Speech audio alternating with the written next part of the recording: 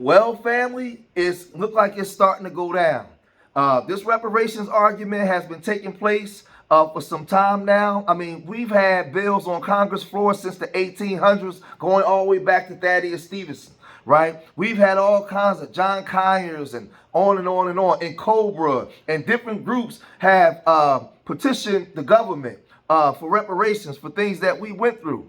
Not getting the proper insurance policies, our GI bills. We worked in this country during slavery for over 200 and something years and didn't get paid, right? After slavery, we built cities where cities were burned down, right? There was a lot of things that had to be repaired. Our images in society was portrayed in the wrong way, right? There's psychological damages. There's so many different things that we went through that's been passed down generationally, where now the government today is trying to say, well, you can't do things based off race, but it was things based off race that created the conditions the FBA Americans have been going through for some time now, right? So now Evanston, Illinois, they're speaking out and they're saying that they was the first ones to pass a reparations program, right? Where there would be like a program that would be $25,000 cash payments out. There's some other things that's in play, right? But let's go and look at some of the things that the people are talking about. Check this out. Tonight, just north of the Democratic National Convention, residents in Evanston, Illinois are gearing up for a legal fight over the nation's first reparations program. It's a program that residents like 87-year-old Dolores Holmes say is righting historic wrongs. We bought this house in 1961. You know, you couldn't get a mortgage because the banks wouldn't give you mortgages. The banks wouldn't loan you money. Why? Because you're black. What else? What else? You have jobs, you're working, you could pay it. Decades ago, like many black people, Holmes says she and her family were pressured and limited to buying property in the city's 5th Ward. It was a crowded, segregated neighborhood with less valuable land than areas on the shores of Lake Michigan. And banks often refused to loan money to black families like hers. Today, nationwide, just 45% of black Americans own their homes, compared with 74% of white Americans, according to the U.S. Census Bureau. When you think about what could have been, what comes to mind? Well, the first thing is I would have loved to own this whole block instead of having someone who didn't even live in our community who bought it, developed it. Why couldn't we have done that? But that dream was stopped. Absolutely. You think it's because of racism? Absolutely. Since 2021, 193 black residents of the city have received a one-time $25,000 reparations payment.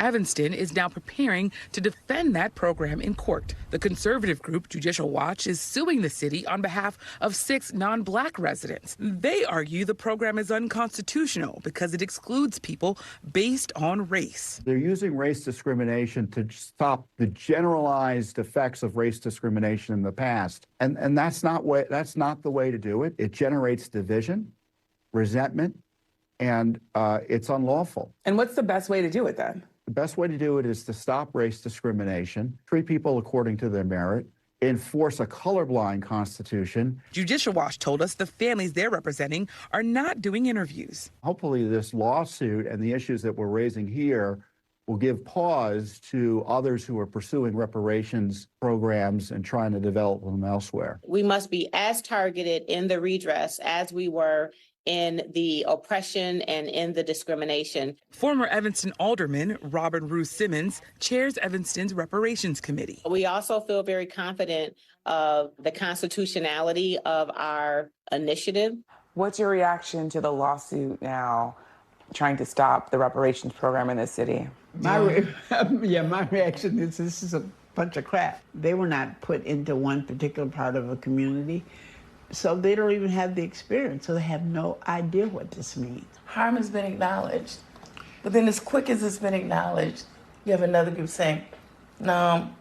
You don't deserve that either. They don't deserve it either. As the case plays out in court, Dolores' daughter Kimberly and grandson Nico plan to use their reparations payments to make Dolores' dream a reality. So you guys already know that the W man is going to come in and try to run interference because, he doesn't want you to get anything.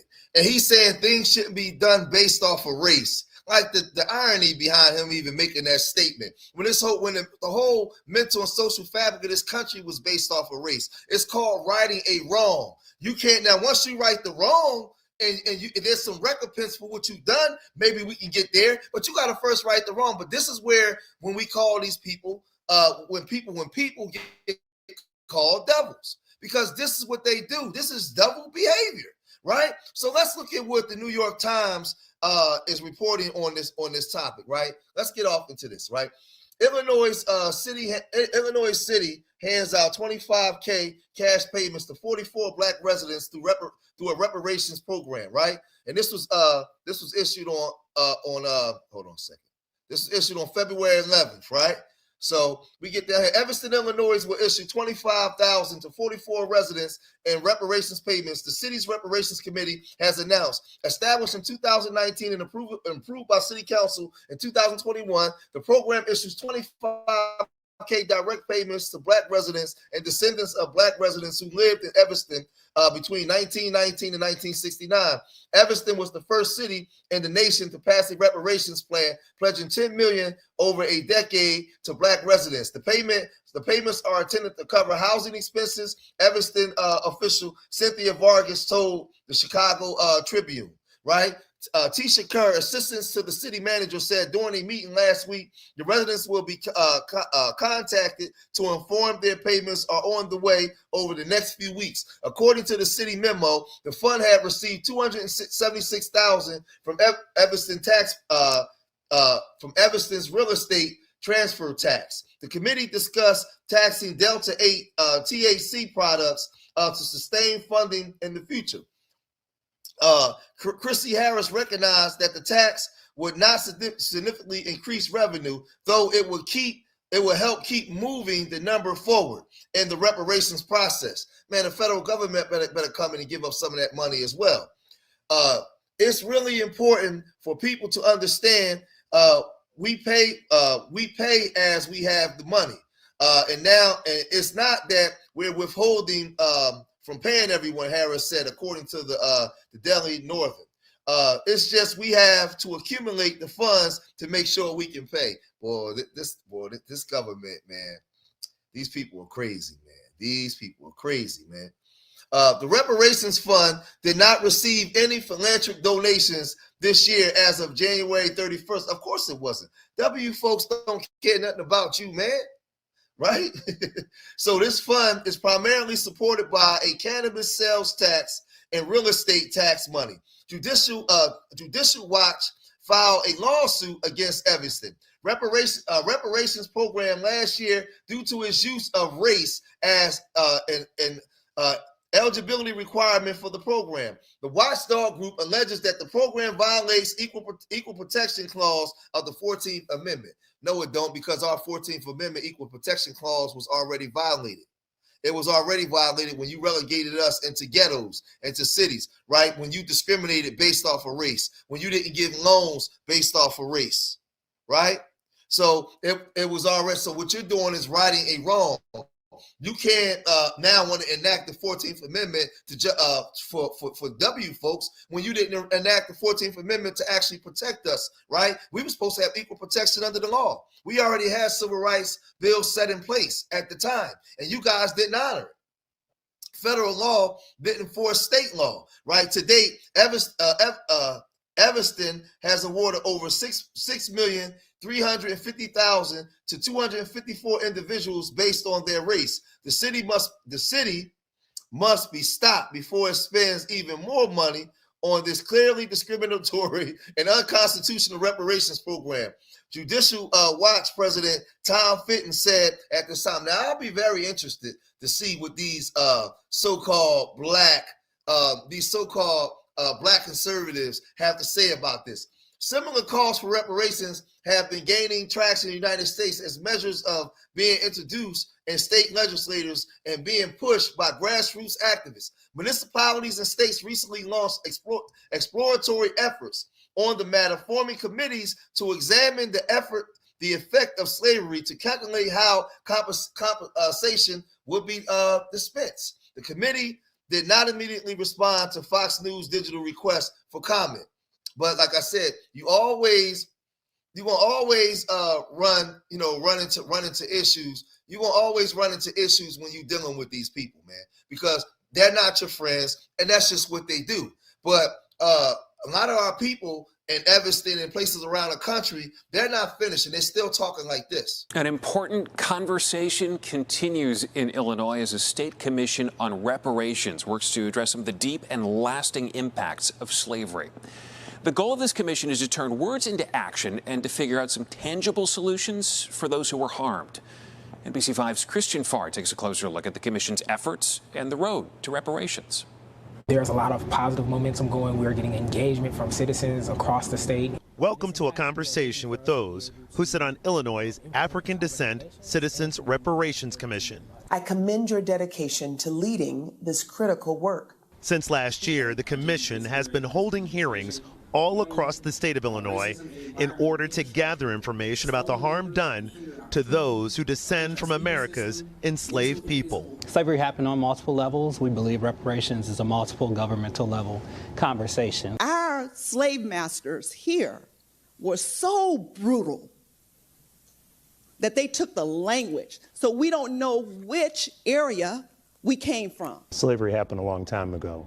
The repercussions of it are still going on today. How do you get people to understand that we're still dealing with this now? Systems have been in place historically to thwart the advancement of the average citizen. We want to move past talk and wishes to actions and strategies that really bring about that equity and true change. The commission wants to make sure that the testimony they are gathering turns into something that is tangible for Illinois' harmed residents. We find ourselves sometimes getting criticism for our reparations work. Evanston has been leading the way, and they started off by giving a $25,000 housing allowance to those impacted by the city's past discriminatory practices. Evanston had some great solutions and approaches that we need to learn from when we do our outreach, when we do our public education, and hopefully other states and different levels of governments can learn from us as well. Talk about the timeline and how this is all going to sort of play out. We'll be looking to publish our harm report in December or January. So December of 2025 or January of 2026. And that will have, some of our preliminary recommendations, as well as a discussion of all the harms that have been endured by those American descendants of slavery here in the state of Illinois. Stephanie, there's this attitude that I should get a check. When do I get my check? But that's not necessarily the approach that happened in Evanston. When people ask me up front, how long? I say, you don't want to be in a rush to do something that's going to be sustainable and something that has to do with your right to thrive.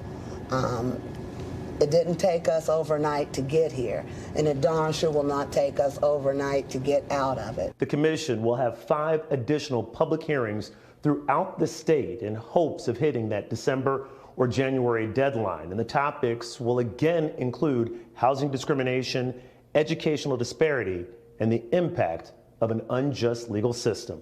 This is a lifelong struggle. My ancestors fought hard, and they died being unable to, realize a lot of what it meant to be an American citizen. And I just want to make sure that future generations don't have to have the struggles that current generations are struggling through. Oh, you have many places, man, not just Evanston, Illinois, all throughout Ohio.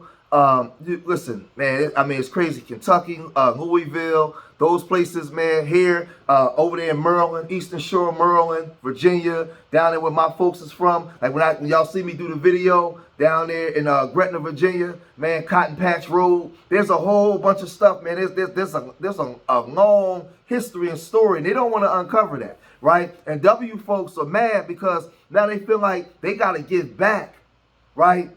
All the things that they hold their hat on when they're dealing with this history, now they have to now give all that back. They don't want to do that. They're going to fight tooth and nail. They say, well, you're discriminated based off of race. Just think of the hypocrisy. So when you black conservatives come out here and want to defend this, you know that they discriminated against us based off of race. And it's had a residual effect, generational effect, right? You already know this. This is established. This ain't something that we debate. We know this. So now they're coming out now saying that you can't discriminate based off of race. That's going to suit them.